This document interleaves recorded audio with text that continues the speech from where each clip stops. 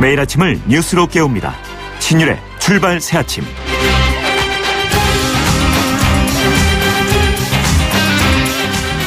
대선 시즌이 다가오면서 관과가 좀 뒤숭숭한 모양입니다.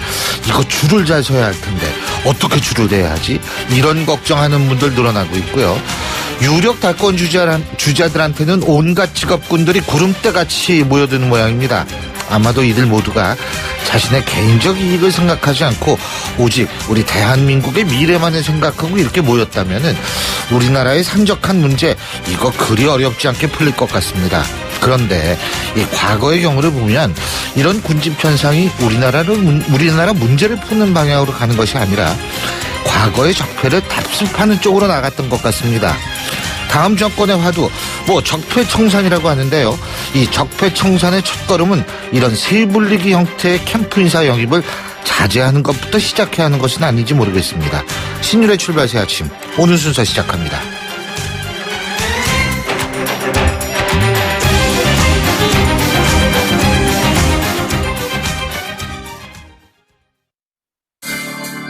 모든 자격증 합격 시대 에듀 공무원 시험 합격 시대 에듀 취업 성공의 합격 시대 에듀 이 시대의 모든 합격 시대 에듀 합격의 공식 시대 에듀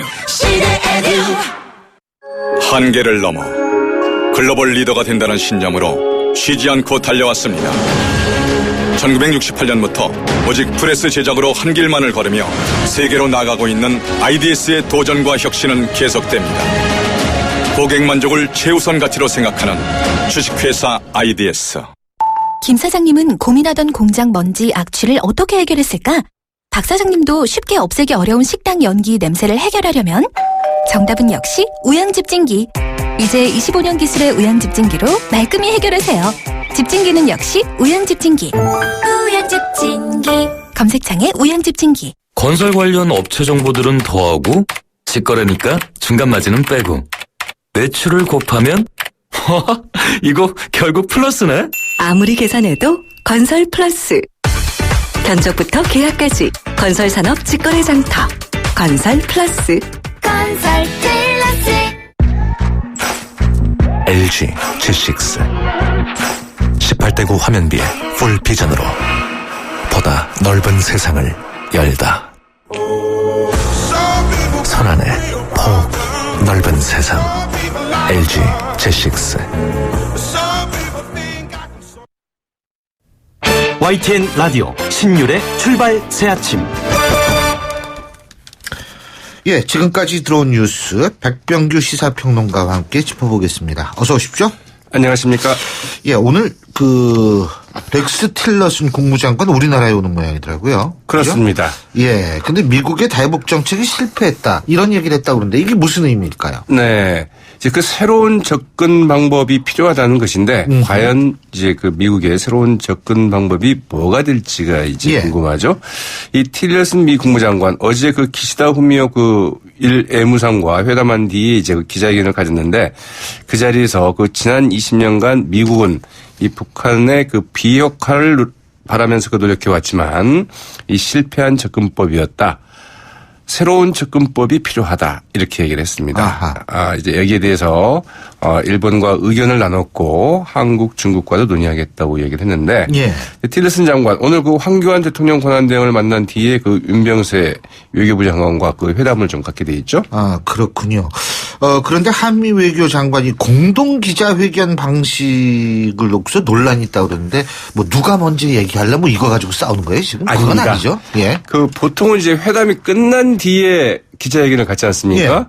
근데 그건 이제 회담 전에 갖겠다는 거거든요. 그래서 그러면 기자회견은 문제 제기의 장이 되는 건가요? 글쎄요. 그래서 회담을 갖고 이제 그 한미 외교장관 회담을 갖겠다는 건데요.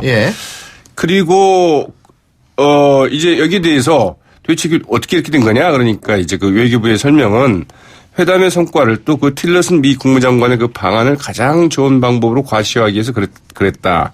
이렇게 설명을 했습니다.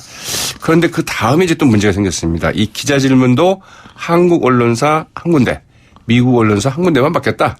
이렇게 하니까 이제 그 외교부 출입 기자들이 이게 무슨 소리냐. 이렇게 해서 거세게 항의를 하자.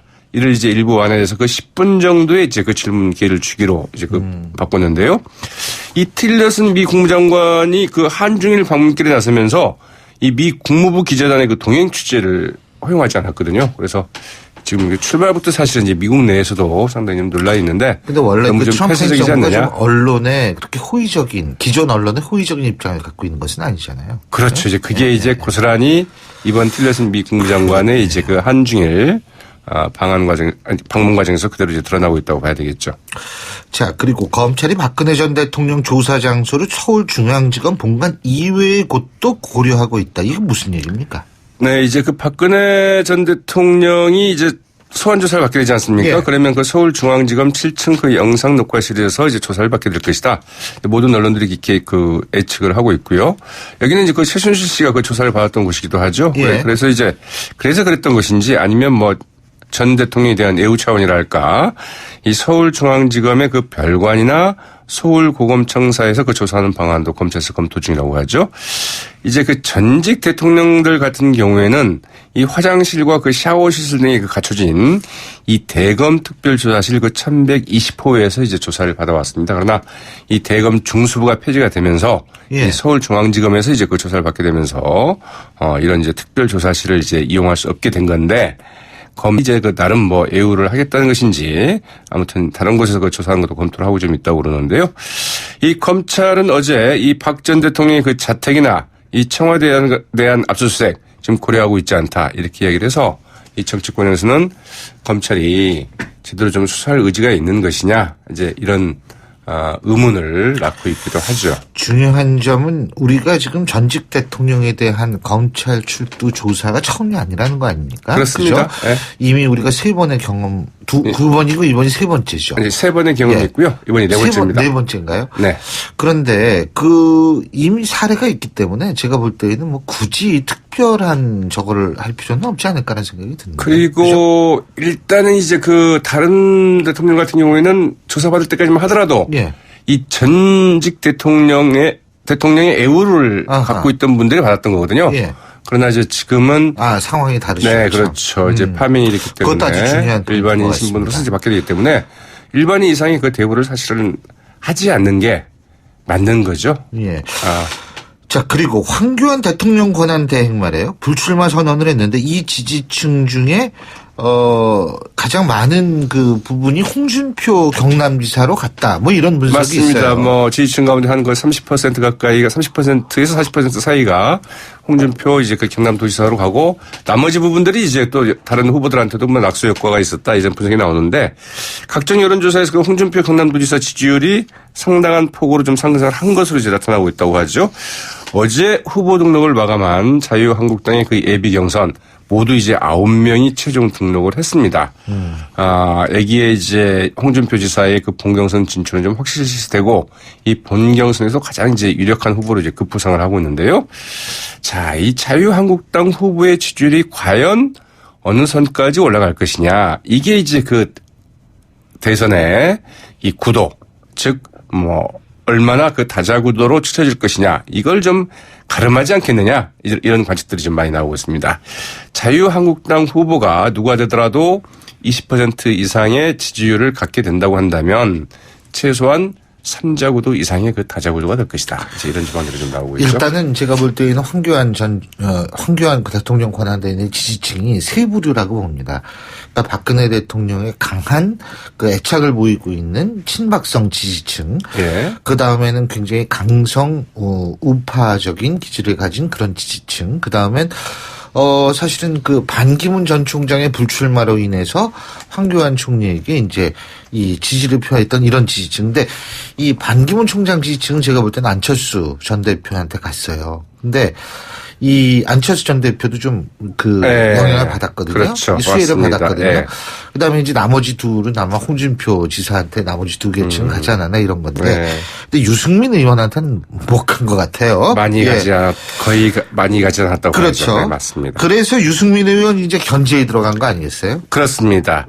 이 바른정당 그 대선 주자인 그 유승민 의원 어제 그 대법원 판결이 남은 사람이 예. 왜 출마를 하는지 이해가 안 된다면서 홍준표 홍준표 경남지사한테 이제 그 직격탄을 날렸죠.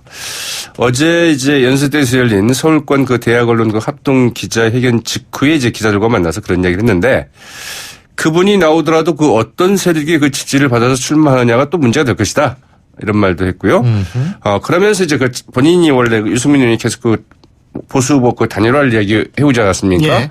어떻게 보면은 홍준표 경남도지사도 이제 그 단일화 대상이 이제 포함이 되는 건데 대상이 될 수 있는 분인데 이제 도대체 어떻게 생각하냐 이렇게 묻자 이 기본적으로 뭐 국민의당과 그 자유한국당 양쪽에 다 그 가능성이 열려 있다고 생각을 하지만 그러나 그 탄핵에 반대하고 정치 세력화하려는 소위 친박들의 그 지지를 받아서 되는 후보라고 한다면 단일화 문제 다시 한번 생각해 봐야 될 것 같다. 이제 이런 입장을 피력을 했다고 그러네요. 예, 그리고 민주당에서는 일부 시도당 위원장의 문재인 캠프 합류에 지금 논란이 일고 있다 그러는데 왜 이게 있잖아요. 너무 커지니까 그냥 논란이 많아요. 그렇죠. 그리고 이제 그 시도당 위원장이면은 시도의 이제 당 조직을 이제 관리하는 책임자들 아니겠습니까? 예. 그래서 논란이 되는데, 이제 문재인 전 대표 캠프는 이 민병두 김태년 의원을 단장으로 하는 그 특보단을 이제 어제 발표를 했습니다. 예. 여기에는 이 대전, 전남, 충북 시도 당 위원장도 이제 포함이 돼 있었는데 예. 여기에 대해서 그 안희정 충남지사 측 그 박수현 대변인 이 당내 경선 과정에서 그 시도 당 위원장을 그 특보단에 임명한 것은 문 전 대표가 그 정당 정치에 대한 기본적 이해가 좀 부족하다는 것을 드러냈다. 이렇게 또 세과시와 그 줄 세우기 등 그 청산해야 할 그 적폐들이 어린거린다. 이렇게 좀 비판을 했는데요. 여기에 대해서 그 문재인 전 대표 측 그 대변인 격이죠. 그 김경수 의원. 이 당 선관위에 그 확인한 결과 시도당 위원장이 그 캠프에 참여하면 안 된다는 룰은 없다. 시도당 위원장이 특정 캠프에 참여했다고 해서 정당 정치의 그 원칙을 어겼다고 볼 수 없다. 이렇게 반박을 했는데요. 이런 논란들은 뭐 좀 앞으로도 좀 계속될 것 같죠. 문재인 전 대표 캠프에는 굉장히 다양한 이념과 다양한 경력과 이런 분들이 지금 한꺼번에 몰려들고 있습니다. 일각에선 대연정이 이미 캠프 안에서 이루어졌다. 네. 이런 얘기도 나오고 있는데요. 어쨌든 지금 1위 후보라는 걸 실감하게 할 수 있는 부분인 것 같습니다. 예, 오늘 말씀 여기까지 듣죠. 고맙습니다. 네, 고맙습니다. 예, 지금까지 백병규 시사평론가였습니다.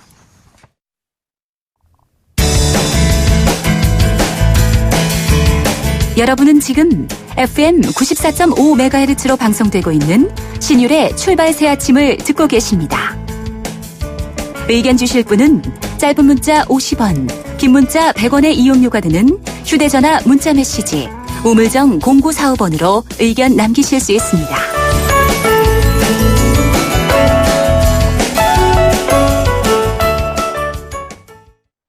어제 새벽이었죠. 트럼프 정부가 처음으로 미국 금리를 인상시켰는데요.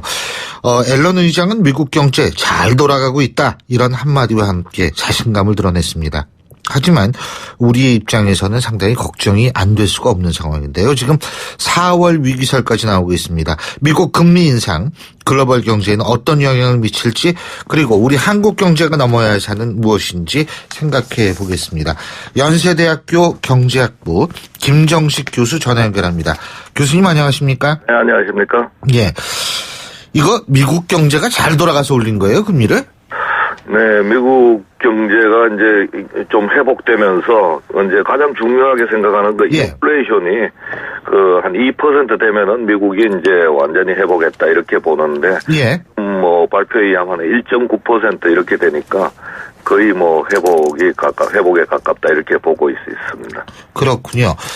미국 경제가 그렇게 회복이 되면 앞으로 특히 근데 미국은 한 번 올리면 계속 올린다 그러더라고요. 그렇습니다. 예? 언제 또 올릴 거라고 보세요?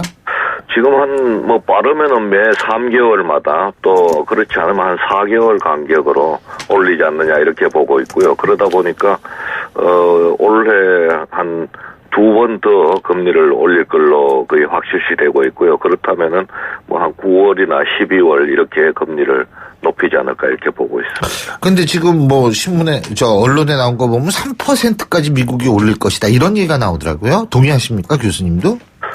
뭐 이제 적정 금리를 한 3%까지 이렇게 보니까 그 올리는 속도가 좀 완만해서 그러니까 내년 되면은 한 내년 말 되면, 올해 말 되면 한 1.5% 이렇게 되고, 금리가. 내년 말이면 한 2.25%, 그 다음에 이제, 내후년이면은 한 3% 말까지 되지 않느냐, 이렇게 보고 있습니다. 자, 교수님. 근데 말이에요. 이 미국 금리가 오르면, 미국이 금리 올리면 우리나라 금융시장이 이게 좀 요동쳐야 되는 거 아니겠습니까? 그죠? 근데 어제는 괜찮았어요. 네, 주가도 오르고 환율이 내리고 이렇게 네. 해서 뭐 우리나라 경제에 미치는 영향은 괜찮았습니다만은 그거는 이제 금리를 한번 올렸기 때문에 아직 우리나라 한국은행이 뭐 따라서 금방 금리를 올리지 않을 거기 때문에 이제 그 영향이 아직 크지 않다 이렇게 볼 수가 있고요. 그렇지만 이제 미국이 금리를 이렇게 지속적으로 높이면 우리나라 금리하고 미국 금리가 역전되고 또 우리나라도 금리를 결과적으로 이제 올해 연말이나 이렇게 되면 올릴 거기 때문에 그때 되면 이제 그 영향이 가시화되는 거죠. 뭐 한국은행 부총재도 기준금리를 미국 따라서 기계적으로 올리진 않겠다. 지금 이런 얘기를 하는 모양이던데 기계적으로는 올리지 않더라도 올리긴 올릴 수밖에 없다. 이 말씀이시죠, 그죠? 그렇습니다. 뭐 미국이 금리를 올리면은 세계 다른 나라들도 이제 따라서 금리를 올리게 되고, 예. 우리나라도 만약 금리를 올리지 않으면 이제 자본 유출이 우려되기 때문에 결과적으로는 금리를 올릴 수밖에 없는 그런 상황입니다. 자, 이게 제가 한 가지 여쭤보고 싶은 게요. 3%까지 오를 것이다. 내후년 정도예요. 그죠? 네네. 그러면은 이게 일반 우리 청취자분들이 좀 걱정하시는 건 이해하고 싶은 것은 뭐냐면 미국이 금리를 올리면 우리는 미국 금리보다 높아야지 외국 자본이 빠져나가지 않는 거죠. 그죠? 뭐 일반적으로 그렇다고 지금도 이제 미국 금리보다는 훨씬 높게 그렇죠. 형성이 돼 있으니까요. 그러면 미국이 3%까지 올리면 장기적으로 우리는 몇 % 금리가 적정하게 되는 겁니까? 뭐 우리 금리가 기준 금리가 지금 1.25% 아니에요. 네. 그러면은 뭐 같은 폭으로 오른다면은 뭐 한 3.5% 기준 금리가 이렇게 되고 그러면 시중 금리는 지금 5% 정도, 4-5% 정도인데 거기서 한 2% 정도 이렇게 올라간다 이렇게 봐야 되지 않겠습니까? 그럼 한 5% 내지 7% 시중 금리로. 그러면은 가계부채는 어떻게 되는 겁니까? 그래서 그게 이제 걱정인데 가계부채에서 이 금리 부담이 높아지니까. 네. 가계부채가 부실화될 수가 있고 또 부동산 가격도 떨어질 수 있고 여러 가지 우리 경제에 이제 큰 영향을 미치지 않나 이렇게 보고 있습니다. 그렇다고 안 올릴 수도 없는 거 아니에요?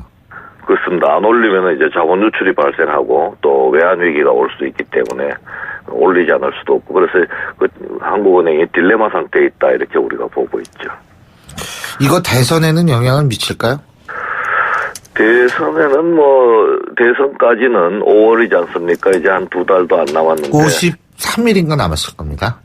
네네. 그래서 대선까지는 지금 금리를 올리지 않을 거기 때문에 한국은행이 영향은 미치지 않지만 대선 이후에는, 조금 한국은행의 정책이 달라질 수도 있기 때문에 우리 경제에 이제 영향을 미치기 시작하지 않나 이렇게 봅니다. 교수님 그 말씀을 제가 이해한다면 한국은행도 정치적인 어떤 그런 이벤트를 의식하고 있다 이렇게 이해해도 되겠습니까? 무관하다고 볼 수는 없을 것 같습니다. 이제 4월 13일이죠 원래 금리 조정하는 거예요. 금통이요. 네네. 매달마다 매달마다요. 정회를 열고 있으니까 또 필요하면은 이제 임시로 열 수도 있으니까 금리 올리거나 금리를 변경시키는 것은 언제든지 한국은행이 할 수 있다 이렇게 봐야 됩니다. 다음번 정권은 그러면 상당히 금리 문제, 가계부채 문제를 핵폭탄으로 안고 살아야겠나요? 또 여러 가지로 생각할 수 있는데 대부분 이제 새 정부가 들어서면은 이제 국민들한테 경제 문제를 좀 이렇게 해결하려는 그런 의지를 보여주기 위해서 특히 이제 경기를 좀 이렇게 부양시키는 그런 경우가 많았습니다. 그렇다고 본다면은 만약 지금 중국의 무역 보복으로 지금 경기 침체가 만약 더 심해지면은 한국은행이 금리를 새 정부가 들어선 이후에 한 차례 또 인하할 수도 있는 그런 가능성도 배제할 수는 없을 것 같습니다. 인하를 하게 되면은 어떻게 되는 겁니까? 그러면은 이제 가계부채 문제는 조금 수면 아래로 가라앉겠죠. 우려되지만은 경기를 좀 부양시킨다는 의미는 있는 거죠. 외국 자본이 그렇다고 빠져나갈 염려는 없나요? 당장은 미국과 금리 차이가 그렇게 나지가 않고 또 환율도 좀 내려가고 있기 때문에 또 우리 경제 단기 외채가 총외채 차지하는 비중이라든지 경상수지가 확대가 난다는 이런 또 긍정적인 측면이 외 부분에서 좀 있거든요. 그래서 아주 단기적으로는 그렇게 자본이 유출될 가능성은 좀 적지 않나. 그 단기라고 말씀하시는 건 언제까지입니까? 그거는 이제 대선 이후에 한두 달 이렇게 봐야 되는 거죠. 대선 이후 한두 달 동안만. 네네. 근데 이게 궁극적으로 우리가 금리를 올릴 수밖에 없는 상황이라면 부동산 시장도 이게 좀 당연히 이제 가계부채하고 부동산하고 또 연결이 되지 않습니까? 그죠? 그렇습니다. 금리하고 부동산 시장은 아주 밀접한 관계. 그렇죠. 그러면은 이것도 악영향을 미칠 수밖에 없겠네요. 그렇습니다. 만약 금리를 한국은행이 급격히 높인다든지 시중금리가 대출금리가 급격히 높아진다 그러면은 부동산 가격도 이제 급락할 가능성을 배제할 수는 없다 이렇게 봐야죠. 지금 일단은 미국이 금리를 올렸고 앞으로도 올릴 것이다. 그런데 지금 당장만을 본다면 54일 동안은 우리는 조금 리더십 공백이 있다라는 평가도 있습니다. 이 사이가 중요한 시기라고 볼 수는 없는 건가요? 그렇습니다. 그 사이에 미국이 금리를 추가적으로 올릴 가능성은 별로 많지 않습니다만은. 환율 조작국으로 지정하면은요? 4월에 환율 조작국 지정이 있기 때문에 그런 리스크는 상당히 있습니다. 만약 4월에 환율 조작국 지정에 우리나라가 포함되면은 이제 대외 신뢰도가 낮아지면서 자본 유출이 가시화될 수 있는 그런 문제도 있고, 그렇지만 또 10월에 환율 조작국이 또 한 번 지정이 또 있습니다. 그래서 저는 4월보다는 10월을 또 봐야 되지 않나 이런 생각을 합니다. 그러니까 4월에 지정할 가능성도 있고 10월에 물론 지정 안 할 수도 있겠습니다만. 네네. 그렇게 되는군요. 그 환율 조약국 지정되면 환율 확 올라가는 거 아니에요 또? 당연히 그렇게 되겠죠. 네. 이거 참 여러 가지로 걱정인데 그걸 우리가 어떻게 막을 수 있는 외교 수단이 있나요? 그 부분은 이제 새 정부가 들어서면서 5월 달에 해야 될 과제다 이렇게 생각을 합니다. 그래서 일본 같은 경우에는 이제 아베 수상이 미국 갔죠. 대통령을 만나면서 환율 외교를 굉장히 성공적으로 잘했다 이렇게 보고 있고요. 또 중국은 워낙 큰 나라고 또 여러 가지 또 미국과 협상할 그런 정책 수단이 있기 때문에 그렇습니다만 우리나라 경우는 이제 새 정부가 들어서서 미국과의 환율 조작국 협상이 하나의 중요한 정책 과제다 이렇게 저는 보고 있습니다. 잘 알겠습니다. 오늘 말씀 잘 들었습니다. 고맙습니다. 네, 감사합니다. 지금까지 연세대학교 경제학부 김정식 교수였고요. 신율의 출발 새 아침 1부 순서 여기서 줄입니다. 잠시 뒤 2부에서 뵙겠습니다. 골프 장갑도 지맥스 등산 장갑도 지맥스 헬스 장갑도 지맥스 가죽 장갑도 지맥스 장갑하면 지맥스 대한민국 우리 장갑 지맥스 30년 한길 범양 글러브가 만듭니다. 글러브 맥스 지맥스. 소통의 아침을 여는 공정한 목소리 신율의 출발 새 아침. 신율의 출발 새 아침 2부 순서 먼저 광고부터 듣겠습니다. 김 사장님은 고민하던 공장 먼지 악취를 어떻게 해결했을까? 박 사장님도 쉽게 없애기 어려운 식당 연기 냄새를 해결하려면 정답은 역시 우양집진기. 이제 25년 기술의 우양집진기로 말끔히 해결하세요. 집진기는 역시 우양집진기. 우양집진기. 검색창에 우양집진기. 온도와 습도를 항상 일정하게 유지시켜주는 항온항습기 전문기업 AR. 전산센터, 반도체 공장, 미술관, 박물관, 귀중품 보관실을 30년 축적된 기술로 AR이 지켜드립니다. 24시간 확실한 서비스 보장 031-497-0561 사장님, 성악가 김동규 씨네 집 바닥재 좋던데 우리 집도 똑같은 걸로 해줘요. 아, 요즘 떠오르는 바닥재 스타 강마루. 스타일 좋고 습기 열 긁힘에 강하니까 오래 사용하려면 그래서 스타 강마루로 하는구나. 성악가 김동규입니다. 강마루 스타는 스타 강마루. 스타 강마루. 모든 자격증 합격 시대 에듀 공무원 시험 합격 시대 에듀 취업 성공의 합격 시대 에듀 이 시대의 모든 합격 시대 에듀 합격의 공식 시대 에듀. 시대 에듀 한계를 넘어 글로벌 리더가 된다는 신념으로 쉬지 않고 달려왔습니다. 1968년부터 오직 프레스 제작으로 한 길만을 걸으며 세계로 나가고 있는 IDS의 도전과 혁신은 계속됩니다. 고객 만족을 최우선 가치로 생각하는 주식회사 IDS. 크리네어 테크. 크리네어 테크 집중기. 주물 작업, 연마 작업, 페인트 작업. 분진가스, 냄새, 연기 작업장 분진. 이 세상에 못 없애는 분진이 어딨어. 크리네어 테크 기술력이 끝내줍니다. 크리네어 테크. 크리네어 테크 집중기.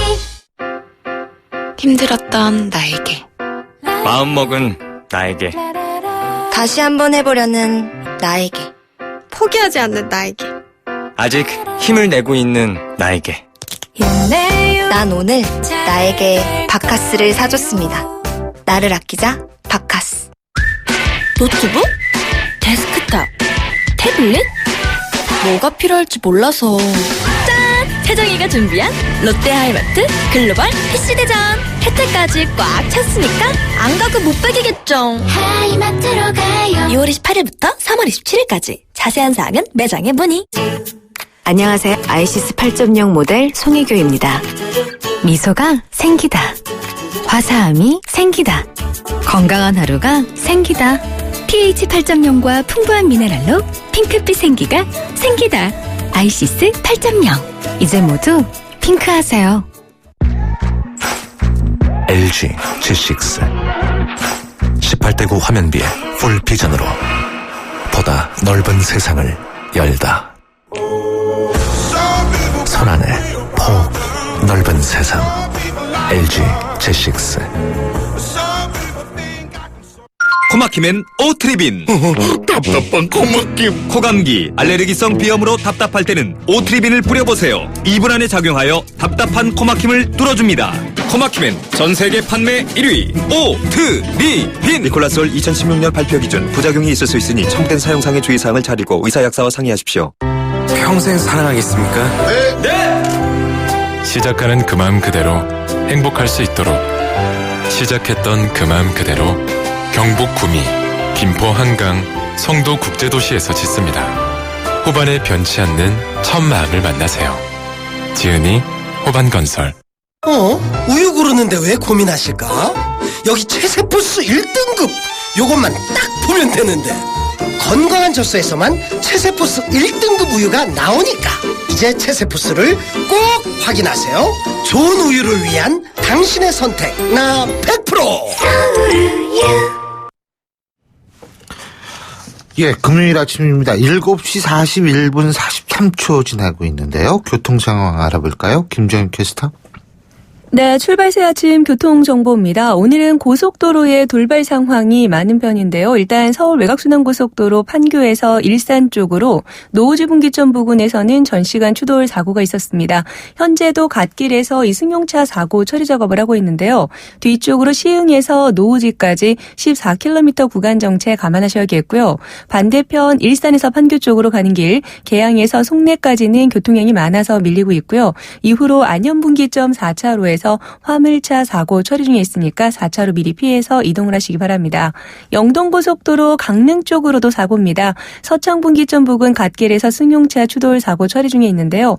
영동선 시점부터 이 서창분기점까지 2km 구간에서 밀립니다. 경부고속도로 부산 쪽으로는 한남에서 반포까지 정체가 되고 신탄진 부근 2차로에서는 장애물, 목재를 처리하는 작업이 진행 중이니까요. 2차로 미리 피해서 이동을 하셔야겠고 반대편 서울 쪽으로 이동하는 길은 달래내 부근부터 반포까지 8km 구간 차량 밀립니다. 출발새 아침 교통정보였습니다.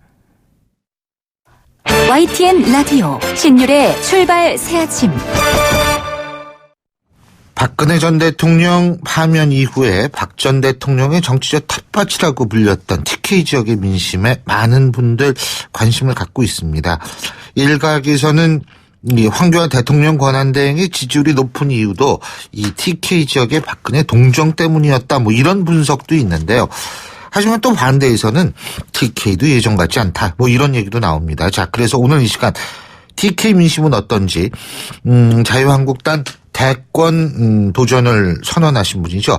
김관용 경북도지사 연결해서 입장 직접 들어보겠습니다. 지사님 안녕하십니까? 예, 안녕하십니까? 예. 박근혜 전 대통령이 좀 파면된 게 일주일 정도 지났어요. 그죠? 네, 그렇습니다. 예, 지금 어때요? TK 지역 민심이요?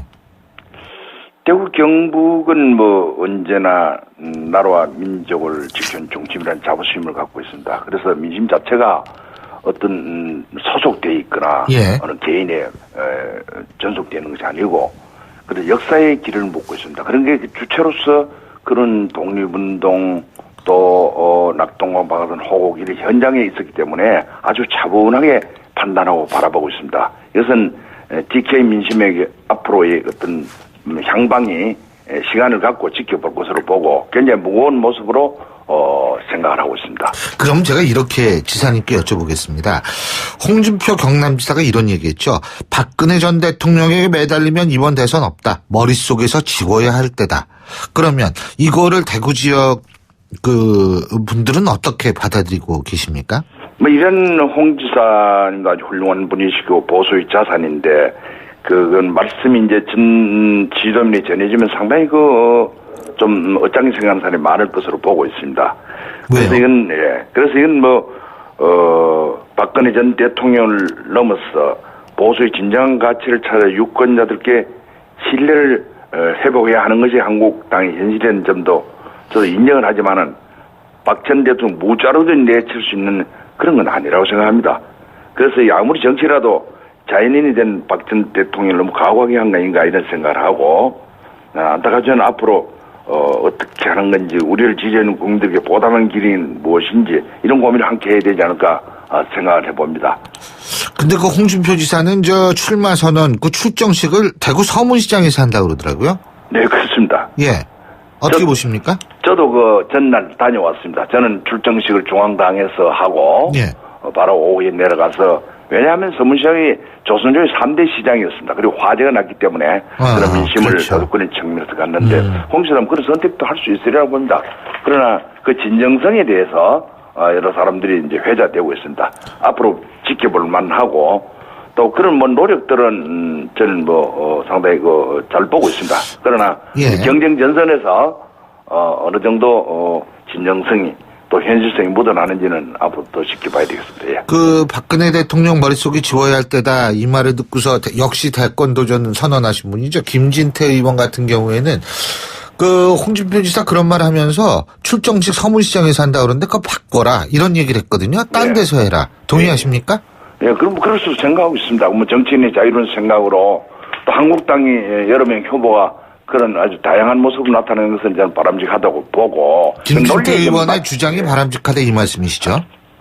김진태 의원이 그렇게 얘기도 할 수 있습니다. 그러나 어느 한 면도 또 생각해 줄 여지가 있다 이렇게 봅니다. 예?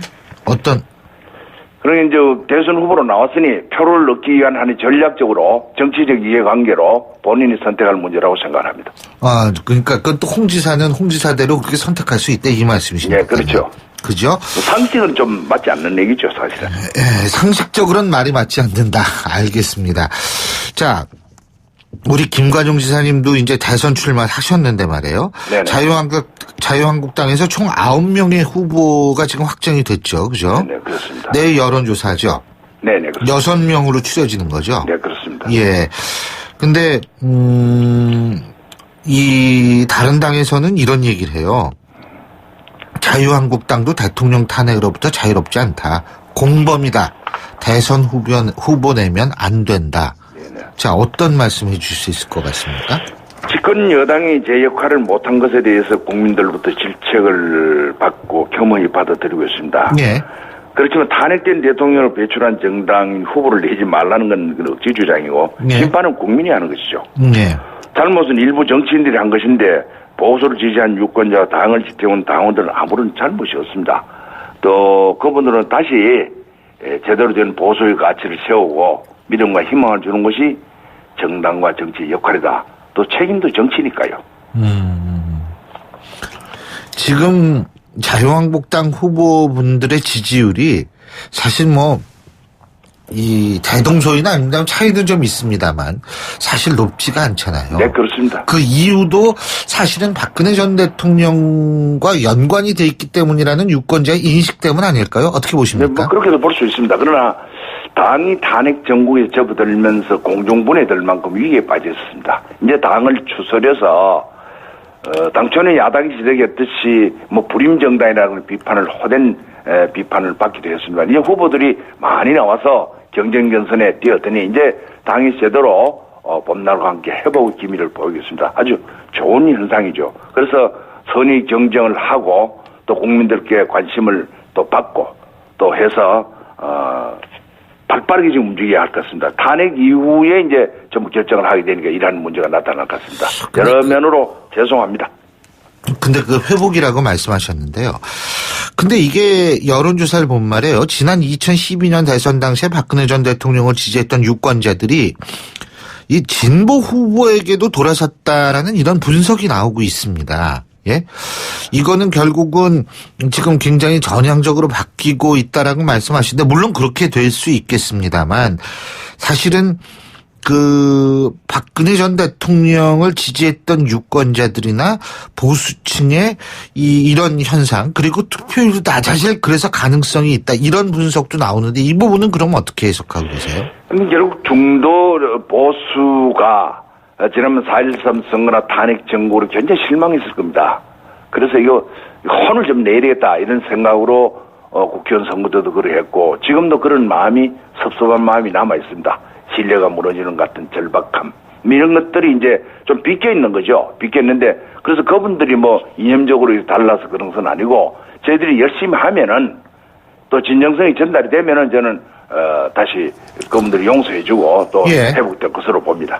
어제 그 저희 YTN 여론조사를 이렇게 보면 제가 볼 때는 투표율이 70%가 안 될 것 같다는 생각이 들어요. 왜 그러냐면 그 여론조사에서 반드시 투표하겠다는 게 80%가 넘는데 솔직히 우리 같은 선거 들여다보고 있는 사람들 그 입장에서는 그게 한 80몇 % 나오면 거기서 15% 정도 마이너스 하거든요. 그래서 제가 볼 때 투표율이 높지 않을 것 같은데 어쨌든 제가 지금 방금 말씀드린 여론조사는 YTN과 서울신문이 엠브레인에 의뢰해서 지난 15일 오전 10시에서 밤 10시까지 전국 만 19세 이상 남녀 1029명 유무선 전화 면접 방식으로 조사한 거고요. 응답률은 13.4%, 표본오차 플러스 마이너스 3.1%포인트, 그리고, 신뢰 수준은 95%입니다. 보다 자세한 내용은 중앙선거 여론조사 심의위원회 홈페이지를 참조하시면 됩니다. 이거 안 하면은 저 방송법에 걸리거든요. 그래서 상당히 정확하게 말씀을 드립니다. 이거 해야 됩니다. 응답률 상당히 많이 나왔습니다. 13%.